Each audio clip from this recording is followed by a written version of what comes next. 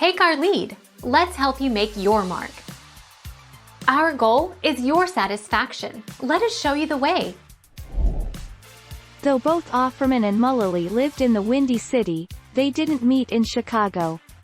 They actually met in Los Angeles, while they were both working on a play called The Berlin Circle in 2000. Offerman has said he was intimidated by Mullally at first.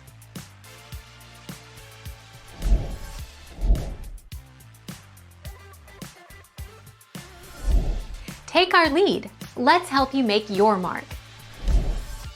Nick Offerman is well known as an actor, comedian, and author, but he's also an accomplished woodworker. For 16 years, he's owned the Offerman Woodshop in Los Angeles, a small collective of woodworkers and makers.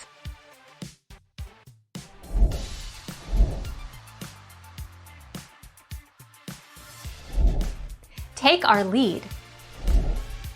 In Parks and Recreation, Ron Swanson claims to dislike his ex-wife, Tammy. But in real life they get along very well. They are actually married. Let's find a little bit more about Nick Offerman and Megan Mullally's amazing love story. Did you know they are actually married?